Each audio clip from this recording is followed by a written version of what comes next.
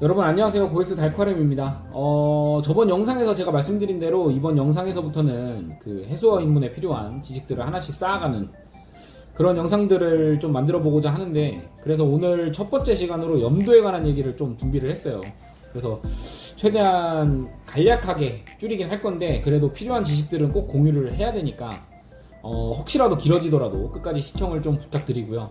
자, 그럼 시작해보면은, 일단 해수라는 환경을 생각하면은 뭐가 제일 먼저 떠오를까요?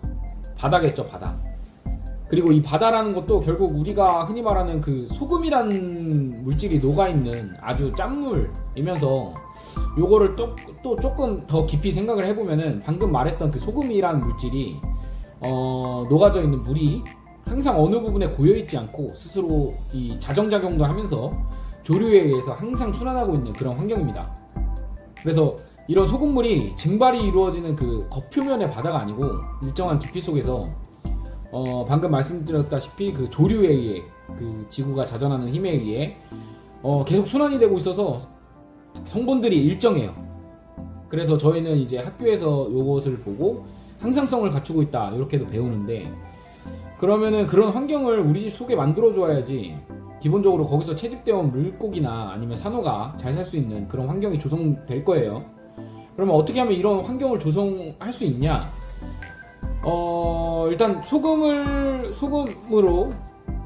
만들어주고, 또 이 소금물의 성분이 일정하게 유지하는 것, 이게 아무래도 해수어항 운영하는 그 출발점이 될 거예요.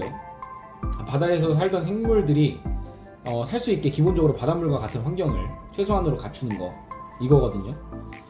자, 그러면은 이제 또 바닷물을 만들려면 어떻게 해야 될까요? 소금을 깨끗한 물에 넣어서 녹이면 됩니다. 근데 우리가 집에서 먹는 맛소금으로 이게 될까요? 안 되죠.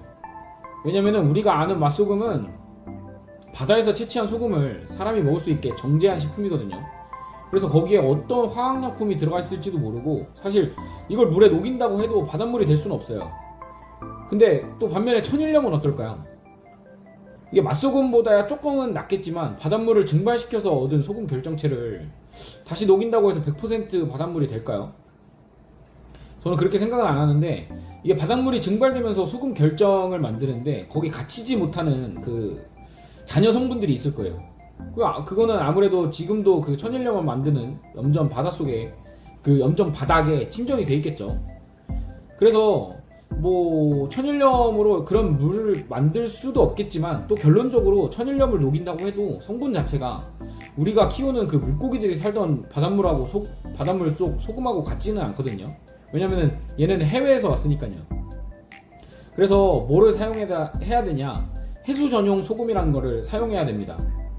이 소금은 맛소금이나 그 천일염이 아니고 정말 실제 바닷물들, 그러니까 뭐 지중해, 홍해 막 이런 바닷물들을 분석을 해서 거기에 들어있는 성분들이 뭔가 파악을 하고, 또 그거에 맞게 배합해서 만든 소금들이거든요. 그래서 정말 나트륨, 칼슘, 뭐 마그네슘 막 이런 온갖 미량원소들이 다 포함이 되어 있는데, 이거를 사용해야지 그나마 우리가 아는 물고기들이 사는 바닷속을 좀 비슷하게 구현낼 수가 있습니다. 물론 천일염으로 진짜 저는 그런 분을 본 적은 있어요. 이게 우리나라 연안에서 채집한 물고기를 키우시는 분을 봤었는데, 지금 운영을 그때 잠시나마 뭐 몇 개월 동안 보긴 했는데, 그분이 지금 4, 5년 전 얘기거든요. 지금 뭐 어떻게 운영을 계속하고 계신지는 잘 모르겠지만, 아무튼 그런 분도 계셨는데, 아무튼 아까 말씀드린 대로 이 수입되는 해외 어종을 키우는 거는 천일염 이런 거는 절대 안 되고, 그 자연 바다를 분석해서 만든 해수 전용 소금을 써야 돼요. 근데 여기서 이제 의문점이 들겠죠. 처음서부터 설명을 하려고 했던 해수 그 염도란 거랑 어떤 의미가 있나, 어떤 연관점이 있나. 계속 누누이 말씀드렸다시피 우리가 키우는 이 해수어종은 니모를 제외하고는 진짜 사실상 양식이 힘들거든요. 양식, 블루탱 뭐 이런 게 가끔씩 있긴 한데, 이게 어떠한 생명체가 번식을 하려면 기본적으로 진짜 잘 살아갈 수 있는 그런 생존 요건들이 다 갖춰졌을 때 번식을 하게 되는데, 사실상 바다를 그대로 일반적 가정 일반 가정집 수조에 옮길 수가 없겠죠. 그래서 가정집에서 해수어를 번식시키는 사례는 정말 손에 꼽아요. 뭐 해외에서도 잘 본 적은 없는 것 같은데, 아무튼 그래서 대부분 채집에 의존을 하게 되는데, 이 채집된 물고기들이 가장 잘 살 수 있는 환경이란 게 어떤 환경일까요? 자연에서의 바닷속 환경을 그나마 흉내내서 만든 그 염도가 일정한 해수물이겠죠. 그래서 염도가 가장 기본적이면서 저는 가장 중요한 요소라고 이렇게 말씀을 드릴 수가 있습니다. 그리고 또 이 염도를 지키는 것이 저는 해수어항의 처음과 끝이라고 생각이 들거든요. 자, 그래서 지금부터는 이 염도가 일정한 바닷물을 만들어야겠죠. 그래서 준비물을 조금 알아보면은 일단은 세 가지가 있는데 제가 앞에 써놨어요. 깨끗한 물, 그리고 소금, 그리고 염도계가 필요하거든요. 그래서 하나씩 설명을 해보면은 이 첫 번째 깨끗한 물은 초보자 단계에서는 수돗물 아니면 정수기물, 그 다음에 조금 이제 알아보신 분들은 로디물, 로디 정수기물 이렇게 사용하실 수가 있는데, 우리나라 수돗물 보시면은 간혹 가다가 그 수돗물 그대로 드시면서 사시는 분들도 계시거든요. 그렇지만 이 수돗물이 아무리 깨끗할지라도 순수한 물은 아니에요. 그리고 그 수돗물 속에서도 뭔가 불순물들이 되게 많기 때문에 거기에 혹시라도 해수염을 타게 되면은 뭔가 플러스 알파가 담긴 해수물이 되거든요. 그래서 그것보다 조금 더 이제 나은 방법은 정수기물을 사용하는 건데, 정수기물은 그래도 수돗물보다는 뭔가가 걸러진 물이겠죠. 그리고 요걸 사용하시거나 아니면 이제 제일 좋은 거는 완전한 순수물을 뽑아낼 수 있는 그 로디 정수기로 정제된 물이거든요. 그래서 이 로디 정수기의 기능을 알아보면은 진짜 불순물을 0으로 만들어요. 그 내부에 포함되어 있는 어떤 성분들을 전부 다 걸러서 초순수 물을 만들어줄 수 있는 장치인데, 거기에 해수염을 타게 되면은 말 그대로 소금 성분들로만 진짜 조성된 완벽한 해수염 물이 되겠죠. 그치만 제가 이거를 이제 설명드리면서 이 부분들 다 언제까지나 선택입니다. 정수기는 결국 비용적인 부분하고 계속 연결이 되기 때문에 초보 단계에서는 그냥 진짜 해수염에 그 수돗물에 해수염만 타셔서 사용하셔도 돼요. 그 정도로 그 정도로도 진짜 초보 단계에서 키울 수 있는 물고기랑 산호는 다 키울 수 있거든요. 대신에 처음서부터 정수기를 사서 진짜 완벽한 해수염 이런 거 만들어 보고 싶으시다, 해수물 만들어 보고 싶으시다, 이런 분들은 로디 정수기 한 번쯤 알아보시는 걸 추천을 드립니다. 그냥 정수기 말고 로디물, 그 정수기를 살 바에는 진짜 로디 정수기를 사는 게 훨씬 낫거든요. 그래서 이걸 추천을 드리고, 일단은 그렇게 됐고, 두 번째는 해수염인데요. 소금이라고도 생각을 하는데, 이 해수염들은 지금도 우리나라 업체에서도 만들려고 많이 시도를 하고 있기는 한데, 이게 아무래도 검증이 돼야겠죠. 이걸 썼을 때 검증이 돼야 되는데, 이미 해외에서는 충분히 검증되고 이제 전 세계적으로 막 유통되고 있는 해수염들이 많거든요. 그래서 우리도 그거를 많이 쓰고, 또 그렇기 때문에 해수염이 수입에 많이 의존이 되고 있어요. 뭐 간혹 가다가 해수염 뭐 이렇게 공급 불가 사태도 오긴 하는데, 수입에 거의 의존되기 때문에 그런 사태들이 벌어지는 거고. 근데 이 해수 생활이 이게 돈이 막 많이 깨진다고 이렇게 생각들을 하시는데, 그럼에도 불구하고 가장 기본적이면서 가장 필수적인 성분을 아무거나 쓸 수는 없지 않을까요? 저는 간혹 가다가 막 저한테 산호거래 오시면서 막 산호가 잘 안 돼요 이렇게 말씀하시는 분들도 계시는데, 산호 상태가 안 좋다고 하시면은 저는 소금만큼은 진짜 꼭 좋은 거 쓰시라고 말씀을 드리고 추천도 드리거든요. 그만큼 소금의 영향이 어마어마하기도 하고요. 그래서 좀 운영할 맛 난다 하는 단계에서 고려해 볼 만한 그런 소금들을, 이제 초보자용 소금들을 몇 가지 추천을 해드리자면은, 일단은 뭐 레드시 코랄 프로, 그리고 리프 크리스탈, 이게 가장 대중적이면서 진짜 환수만 해줘도 산호들 잘 되고 그다음에 물고기들도 잘 살아요. 그런 모습을 보실 수가 있고, 이제 그 소금의 안에 들어있는 그런 그 어떤 성분들을 조금 공부를 하게 되면은, 그 다음서부터는 이제 아쿠아포레스트, 트로픽 마린, 아니면 프라이스, 요런 소금들을 선택하시라고 저는 추천을 드리거든요. 요게 그나마 이제 많이, 방금도 말씀드렸다시피 검증이 많이 됐고요. 자, 그래서 이런 소금들 정도를 추천을 드리고, 그리고 마지막 이게 사실 제일 설명드리기 까다로운 부분인데 염도계 관련된 부분이거든요.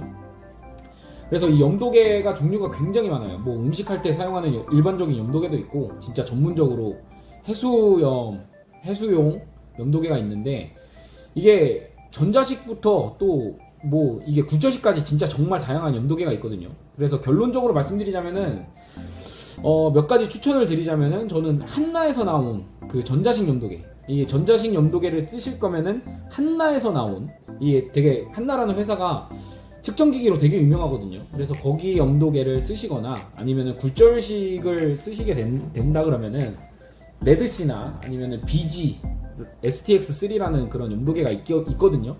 그래서 진짜 그 어떤 전자식이 정말 편리하고 좋잖아요. 정확성이 높고. 그래서 만약에 전자식을 쓰실 거면은 한나 염도계 그거를 알아보시는 걸 추천을 드리고, 근데 간혹가다 그런 분들 계시죠. 이 전자식을 잘 못 믿으시는 분들. 저 또한 그렇거든요. 이 굴절식 아날로그식으로 진짜 눈으로 확인해야지 직성이 풀리는 그런 분들이 계시는데, 저 같은 경우에도 전자기기 수치가 혹시라도 잘못 표시되면 어쩌지. 예전에 진짜 이런 문제가 한번 있었던 적이 있었는데, 전자기기 수치가 잘못돼가지고 그게 어떤 염도계였지? 그 이렇게 약간 주사기 모양으로 생겼던 그런 염도계였는데, 아무튼 그런 염도계를 못 믿어가지고 저는 아날로그식을 지금도 쓰고 있거든요. 그래서 아날로그식 추천을 해드리자면은 뭐 여러 가지가 있는데, 이게 문제는 해수용이 아닌 일반 굴절식 염도계, 정말 싼 염도계들 있죠. 막 2만원대 염도계, 이런 거를 사용하시면은 아무리 같은 양의 소금을 녹였어도 보이는 염도 수치가 달라요. 진짜 해수용 염도계를 쓰지 않으면은. 그래서 뭐 이 부분 설명하면은 진짜 뭐 염도서부터 막 비중 이런 걸 다 끌어와야 되는데 영상이 너무 길어질 것 같아서 요거는 제가 따로 영상을 제작해 볼 거고요. 아무튼 해수용 염도계를 사용해야 되는데, 해수용 중에서도 제일 많이 사용하는 게 레드씨 염도계 그리고 BG 염도계입니다. 아까 말씀드렸죠.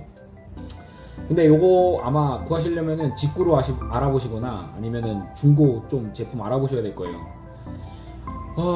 그래서 요런 염도계들을 추천하는 이유가, 그 해수용을 추천하는 이유가, 이게 같은 양의 소금으로도 표시되는 염도가 다르거든요. 온도에 따라서 달라요, 이게.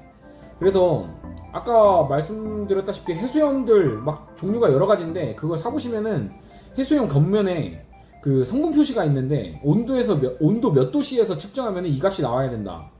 요런 것들을 이제 소금 성분표로 만들어서 기재를 해놨는데, 그런 거를 다 떠나서 온도를 정말 무시하고 진짜 어느 정도의 온도 이상에만, 그 범주에만 있으면은 측정을 했을 때 값이 스스로 보정돼서 그나마 이제 정확한 어떤 측정 값을 구하고 싶다.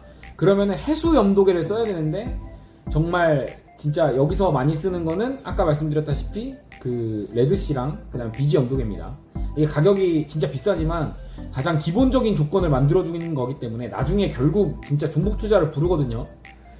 그래서 요 세 가지 꼭 기억을 하시고, 진짜 가격이 비싸더라도 염도계만큼은 저는 이런 좀 비싼 장비를 구하시는 게 해수생활 처음부터 끝까지 요거 하나만 쓸 수 있는 그런 중복 투자를 막을 수 있는 제품들이니까 저는 요거만큼은 꼭 추천을 드리고 가고 싶습니다. 자, 그래서 오늘 이렇게 해수 염도에 관해서 말씀을 드렸고, 그 다음에 염도를 갖추기 위해서 어떤 장비들이 필요한가, 그리고 그거에 대해서 제가 추천 드릴 수 있는 그런 장비들까지 알아봤는데, 일단은 뭐 앞으로는 뭐 온도, 경도, 그 다음에 물잡이 이런 개념들도 계속해서 설명을 드릴 건데, 그중 첫 단계이면서 가장 필수적인 요소, 그리고 어떻게 보면은 이거를 못 갖추면은 거의 키우기 힘들다고 봐야 되거든요.